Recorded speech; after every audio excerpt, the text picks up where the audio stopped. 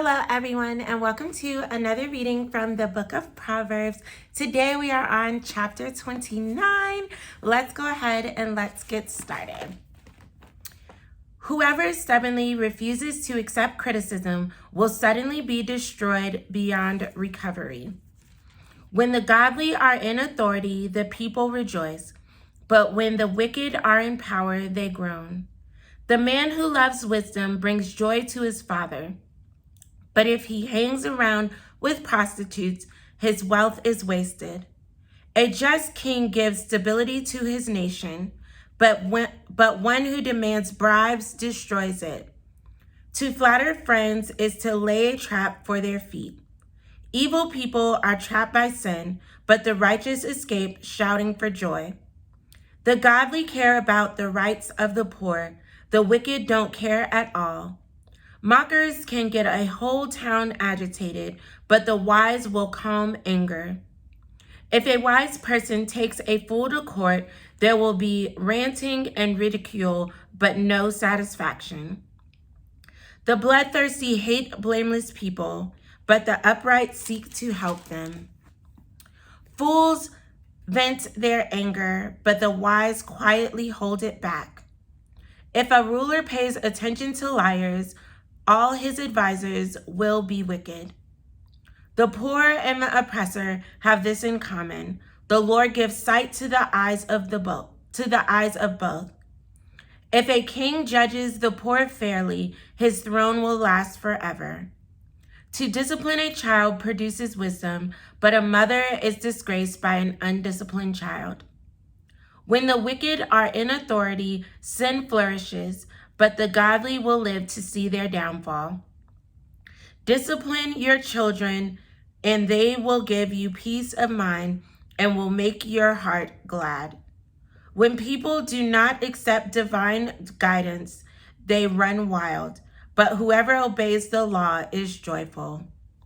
Words alone will not discipline a servant. The words may be understood, but they are not heeded. There is more hope for a fool than for someone who speaks without thinking. A servant pampered from childhood will become a rebel. An angry person starts fights. A hot-tempered person commits all kinds of sin. Pride ends in humiliation, while humility brings honor. If you assist a thief, you only hurt yourself. You are sworn to tell the truth, but you dare not testify. Fearing people is a dangerous trap, but trusting the Lord means safety. Many seek the ruler's favor, but justice comes from the Lord. The righteous despise the unjust, the wicked despise the godly. So some more great chapters here, some more great verses in this chapter of Proverbs. I really want to point out in verse 20, there is more hope for a fool than for someone who speaks without thinking. And there was another verse that talked about, in verse 11, fools vent their anger, but the wise quietly hold it back.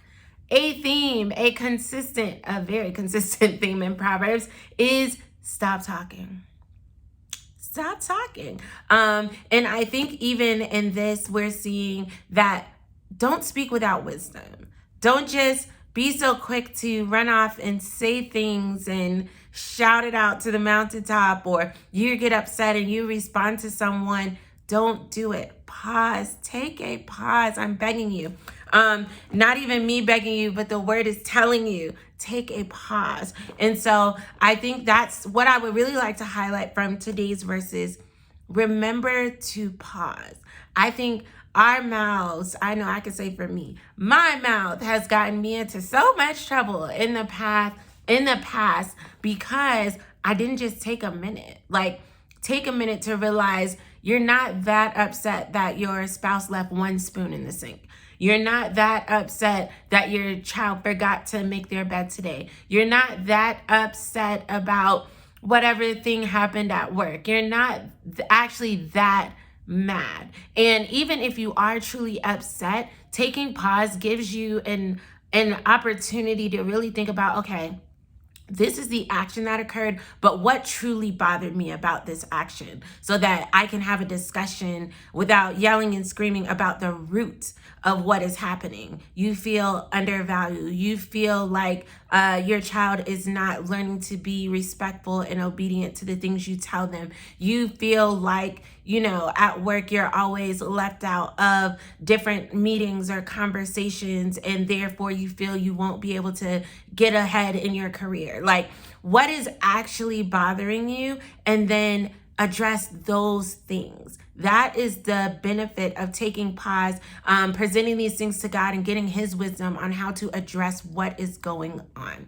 So I hope you enjoyed today's verses, today's chapter in Proverbs, and we will be here tomorrow, same place, same time. Only 2 days left and we'll be done with the entire book of Proverbs.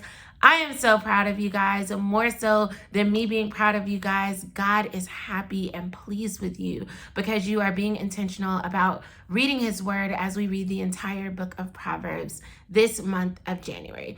So don't forget to join me tomorrow, same place, same time, 7 p.m. South Africa time, 12 p.m. Eastern Standard Time. Get in where you fit in with your time zone, and I pray you have an amazing, blessed rest of your day.